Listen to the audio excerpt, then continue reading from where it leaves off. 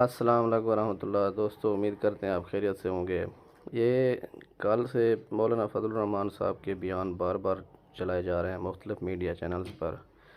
آپ نے بہکنا نہیں ہے، آپ نے بالکل احتیاط کرنی ہے، محتاط رہنا ہے۔ اس حوالے سے ایک ویلاگ لائے ہیں ہم آپ کے سامنے صابر شاکر صاحب کا۔ آئیے ان کی زبانی سنتے ہیں کہ بھی کیا ہو رہا ہے، کیا ہونے جا رہا ہے۔ Team change operation, general Bajwa, general Faiz اور اس میں جو بھی ملوث تھے وہ سارے کے سارے اس کی اپنا کردار ادا کر رہے تھے۔ مولانا فضل الرحمان صاحب نے دوبارہ سے اس بات کی کر دی ہے تصدیق۔ انہوں نے دو باتیں کی ہیں، کل کا انٹرویو چل رہا ہے لیکن ایک چیز ہائی لائٹ نہیں ہوئی، ایک چیز ہائی لائٹ ہو رہی ہے، اور وہ یہ ہے کہ پاکستان تحریک انصاف کو بھی اور ہمارے دوستوں کو بھی ان بات کا خیال رکھنا چاہیے کہ کل جو ندیم ملک صاحب کا انٹرویو ہے وہ اس میں کوئی نئی بات نہیں ہے، اس میں انہوں نے ساری پرانی باتیں کی ہیں اور انہوں نے کہہ دیا ہے، کھلے عام کہہ دیا ہے کہ تحریک عدم اعتماد کے لیے جنرل باجوہ اور جنرل فیض یہ سب کچھ، اور یہ بات تو مسلم لیگ نواز خود تصدیق کر چکی ہے۔ مسلم لیگ نواز کے رہنما جاوید لطیف صاحب ہیں، خواجہ عاطف صاحب ہیں اور خرم دستگیر صاحب ہیں اور بے شمار لوگ ہیں جو اس بات کی تصدیق کر چکے ہیں کہ ہمیں جنرل باجوہ نے بلا کے کہا تھا، شہباز شریف اس میں شامل ہیں۔ اس لیے یہ کوئی نئی بات نہیں ہے۔ جو نئی بات تھی وہ اس سے پہلے آسمہ شیرازی صاحبہ کے گفتگو کا ساتھ ان کی مہر بخاری صاحب کے ساتھ گفتگو کی، اس میں انہوں نے کہا کہ یہ جو مینڈیٹ ہے، موجودہ مینڈیٹ، یہ چوری کیا گیا ہے، یہ ڈاکہ ڈالا گیا ہے، یہ الیکشن دھاندلی کروائی گئی ہے۔ اصل خبر یہ ہے، کیونکہ اس سے توجہ ہٹانے کے لیے کل کا ایک انٹرویو ندیم ملک صاحب قابل احترام ہے، ان کے انٹرویو کو بہت زیادہ ہائی لائٹ کیا جا رہا ہے۔ اصل ہے توجہ ہٹانے کے لیے کہ جنرل باجوہ اور جنرل فیض کی طرف چلا جائے۔ جنرل باجوہ اور جنرل فیض نے جو کچھ کیا وہ ہمارے علم میں ہے، ہم سب کے علم میں ہے، پوری پاکستانی قوم جانتی ہے، عدلیہ جانتی ہے، سب جانتے ہیں اور افواج پاکستان بھی جانتی ہے جو کچھ جنرل باجوہ اور جنرل فیض کر کے گئے ہیں۔ لیکن جنرل باجوہ اور جنرل فیض کا جو ہے کرائم وہ ہے اپریل 2022 میں ہوا تھا، ٹھیک ہے، وہ ہے 9 اور 10 اپریل کی درمیانی شب، اور اس سے پہلے وہ اس وقت کا وقوع پذیر ہوا تھا، وہ نوٹ ہے، محفوظ ہے۔ لیکن اس وقت جو سب سے بڑا ڈاکہ ڈالا گیا ہے وہ عوام کے مینڈیٹ پہ ڈالا ہے، عوامی مینڈیٹ چوری کیا گیا ہے، الیکشن چوری کیا گیا ہے، جو کہ ایک قوم کی امانت ہے اور ایک بہت بڑا سنگین جرم ہے پاکستان کے عوام کا الیکشن چوری کرنا۔ اور یہ الیکشن چوری کرنے والے موجود ہیں، یہ سابق نہیں ہوئے بلکہ موجود ہیں، اور جس کے حکم پر ہو رہا ہے وہ بھی موجود ہیں۔ تو لہٰذا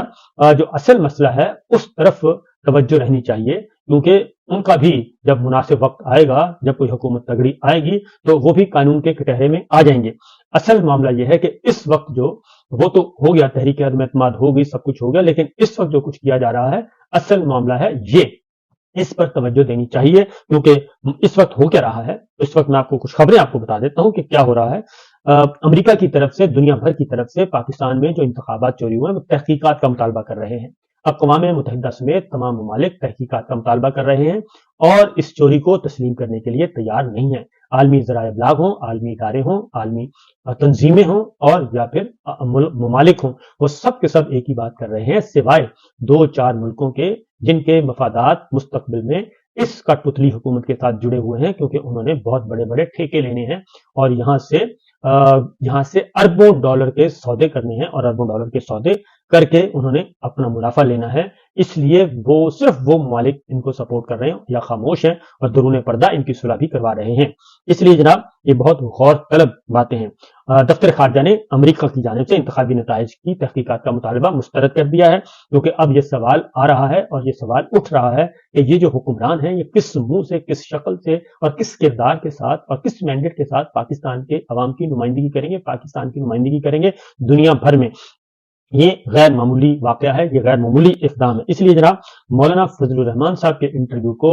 ماضی کے تناظر میں ہی دیکھا جائے، وہ چیزیں اس کے بارے میں بے شمار گواہیاں موجود ہیں، بے شمار گواہیاں موجود ہیں۔ خود جنرل باجوہ اقرار کر چکے ہیں کہ جناب یہ سب کچھ ہم نے کیا، اور عمران خان صاحب کو بھی اس بات کا علم ہے، صدر مملکت کو بھی اس بات کا علم ہے کہ یہ جو کھیل کھیلا جا رہا تھا اور کھیل کھیلا جا رہا ہے۔ اصل ہے کہ انتخابات میں دھاندلی، جو موجودہ دھاندلی ہے وہ تو ایک 16 ماہ کی حکومت تھی، اس وقت تو آپ پر ایک مینڈیٹ چوروں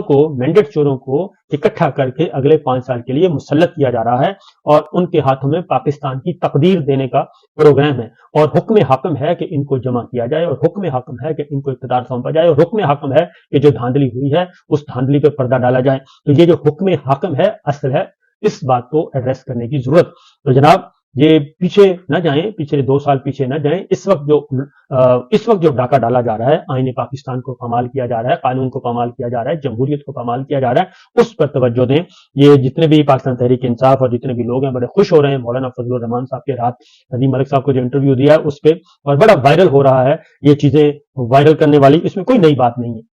اور اصل جو ہے وہ ہے کہ آگے یہ اس وقت جو چوری ہو رہی ہے، اس وقت جو ڈکیتی ہو رہی ہے، اس کو کیسے روکنا ہے، اس کو واپس کیسے لینا ہے، کیونکہ یہ معاملہ ڈائیورٹ کیا جا رہا ہے. یہ ڈائیورژن جو ہے، اس ڈائیورژن کو کیسے روکنا ہے، یہ میڈیا کی بھی ذمہ داری بنتی ہے. اور کیونکہ عالمی ذرائع ابلاغ بالکل نہیں ہٹ رہے اس بات سے، اور اب جنرل باجوہ کی جو کرپشن کی داستانیں ہیں وہ بھی اب ریپروڈیوس ہونا شروع ہو گئی ہیں، اور اس پہ بھی غیر ملکی ذرائع ابلاغ اس میں آ گئے ہیں کہ جو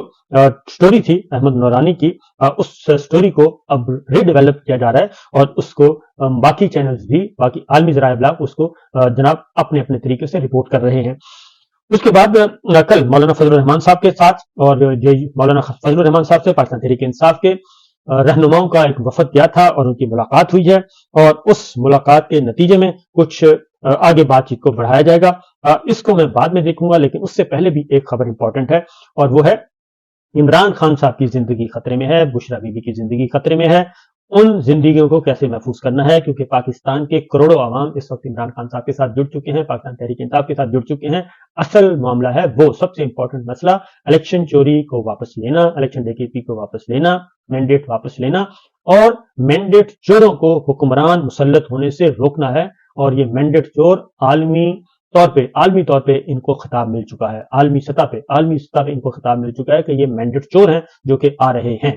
اب آتے ہیں عمران خان صاحب کے حوالے سے ایک خبر اور ایک بشرا بی بی کے حوالے سے خبر، بہت ہی امپورٹنٹ ہے. اور نمبر 1 یہ کہ بشرا بی بی کی ہی اپنی بہن جو ہے وہ مریم بھٹو، وہ کیا کہہ رہی ہیں. انہوں نے لندن سے گفتگو کی ہے. انہوں نے کہا ہے کہ سابق خاتون اول بشرا بی بی کی بہن، انہوں نے کہا ہے کہ جی بشرا بی بی کو 6 روز پہلے کھانے میں کچھ دیا گیا، جس کے بعد طبیعت خراب ہو گئی، اور بشرا بی بی کی طبیعت ابھی تک خراب ہے، اور بشرا بی بی تکلیف میں ہے. 6 دن سے کچھ نہیں کھایا، اور جیل کا کھانا دیا جاتا ہے، گھر کے کھانے کی اجازت نہیں ہے. حکام سے درخواست ہے کہ معاملے کی تحقیقات کریں، اور بشرا بی بی عمران خان کے خلاف کبھی نہیں جائیں گی. اور بشرا بی بی کی زبانی پی ٹی آئی سے پہلی ملاقات عمران خان صاحب سے میں نے کروائی تھی. جب ملاقات کروائی تھی تو سوچا نہیں تھا کہ وہ شادی بھی کریں گے. یہ مریم بٹو جو ہیں بشرا بی بی کی بہن،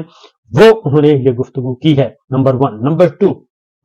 جو ایک دوسرا انکشاف ہوا ہے وہ بشرا بی بی کی اس وقت جو ترجمان ہے پارٹی کے اندر، انہوں نے کیا ہے، اور وہ ہے مشال یوسفزئی ایڈوکیٹ. انہوں نے کہا کہ جی بشرا عمران صاحبہ سے ان کی فیملی، بیٹی اور داماد، خان صاحب کی 2 بہنوں حلیمہ آپا اور عظما آپا اور وکلا میری اور لطیف کوثر صاحب، بیرسٹر سلمان صاحب، عثمان ریاض کے ورثے گھر سے ملاقات ہوئی ہے. اور بشرا بی بی نے آج خوفناک انکشاف کیے ہیں کہ انہیں کھانے میں ایسڈ ٹائپ کچھ دیا گیا ہے، جس کی وجہ سے پچھلے 5 دن سے وہ شدید تکلیف میں ہیں. اور انہوں نے کہا ہے کہ میرے پیٹ میں جیسے آگ لگی ہوئی ہے، منہ اور گلے میں جیسے شدید چھالے ہیں، کچھ کھا نہیں پا رہی سوائے سوکھے ٹوسٹ چائے یا پانی میں ڈبو کے کھا رہی ہوں. وہ شدید تکلیف میں تھیں، ان کی جان کو شدید خطرہ ہے، ان کو جلد از جلد میڈیکل چیک اپ کروایا جائے. نمبر 1. نمبر 2، اور دوسرا مراد سعید صاحب ہیں، انہوں نے بھی ایک انکشاف کیا ہے، اور انہوں نے ایک ٹویٹ کیا ہے باقاعدہ طور پہ، اور ان کی پوسٹ کے مطابق انہوں نے کہا ہے کہ گزشتہ دنوں میں نے مقتدرہ کی طرف سے ایک علاقے میں رکھی گئی شرائط کا ذکر کیا گیا، ایک ملاقات میں رکھی گئی شرائط کا ذکر کیا گیا تھا، جنہیں جھٹلانے کی صورت میں 2 دھمکیاں دی گئی تھیں، جن کا الیکشن سے پہلے کے ماحول میں تذکرہ مناسب نہیں تھا. ایک کا نقطہ آغاز وہ کردار کشی کی مہم تھی جو بشرا بی بی کے خلاف چلائی گئی تاکہ ان پر پریشر ڈالا جا سکے اور وہ خان صاحب کو ڈیل پر آمادہ کریں، اور اس کے لیے دباؤ ان کی ذات تک محدود نہیں کیا گیا بلکہ ان کے بچوں تک کو سنگین نتائج کی دھمکیاں دی گئیں. وہی سلسلہ ہم زیر حراست ان پر ذہنی تشدد اور ان کو جسمانی طور پر کمزور کرنے کے لیے روا رکھے گئے سلوک کی صورت میں دیکھ رہے ہیں. مقصد ان کو توڑنا اور انہیں تکلیف دے کر خان صاحب کو مجبور کرنا ہے. اس وقت شرائط پر آمادہ نہ ہونے کی صورت میں خان صاحب، ان سے وابستہ افراد اور پارٹی پر سختیاں بڑھانے کا اندیا بھی دیا گیا، جس کے بعد ہی کاغذات نامزدگی چھیننے، مسترد کرنے، پارٹی سے انتخابی نشان لینے اور امیدواروں کو جبراً انتخابات سے دستبرد کرنے کا جیسی کارروائیاں کی گئیں. دوسری دھمکی، انہوں نے کہا مراد سعید صاحب نے، کہ دوسری دھمکی معدے کی خرابی کے حوالے سے ان دنوں چلنے والی خبروں کا حوالہ دے کر دی گئی کہ طبیعت ان کی خان صاحب کی ویسے بھی ناساز رہتی ہے، مزید طبی مسائل بھی ہو سکتے ہیں. بعد ازاں یہ مستند معلومات موصول ہوئی کہ اگر عمران خان ڈیل پر آمادہ نہیں ہوتے تو ان کا مصر طرز پر کوئی بندوبست کیا جائے گا. صاحب علم یہ اشارہ بآسانی سمجھ سکتے ہیں، یعنی کہ صدر مرسی क्योंकि मिस्र के सदर मोरसी को कैद के दौरान उनको हार्ट अटैक हुआ था, दिल का दौरा पड़ा था और वो जाँ बहक हो गए थे। बुशरा बीबी की जानिब से तब इस्लामाबाद हाई कोर्ट में खान साहब की सेहत और तहफ़्फ़ुज़ के हवाले से पिटीशन दायर की गई, जिसे तकरीबन 2 माह से ज्यादा अरसा गुजरने के बाद भी chief justice Islamabad high court Aamir Farooq समेत के लिए मुकर्रर नहीं होने दे रहे। इंतखाबात में तहरीक इंसाफ की कामयाबी से हवास बाख्ता कुव्वतें जहां दीगर साजिशें और चालें चल रही हैं, वहां बुशरा बीबी के साथ हिरासत में रवा रखा गया सलूक, उनके हवाले से मौसूल होने वाली खबरें और डील न करने की सूरत में उनको दी गई धमकियों को मद्देनजर रखते हुए उनके वकला से इस्तदा करता हूं कि उनकी जिंदगी को खतरात और उनसे रवा रखे गए गैर इंसानी सलूक से फौरन अदालत को आगाह करें। मैं निहायत इखलास और तहम्मुल से मुक्तदरा को भी मुतनब्बे करता हूं कि अपनी नाअना की जानिब जंग और ताकत के नशे में खुदा न खास्ता कोई कदम ऐसा न उठा लें कि इनको नाकाबिल तलाफी नुकसान हो, क्योंकि ये मिस्र है और न इमरान खान मोहम्मद मुर्सी। आपकी हर धमकी और हर चाल से आगाही है, बेहतर होगा आप आग से खेलने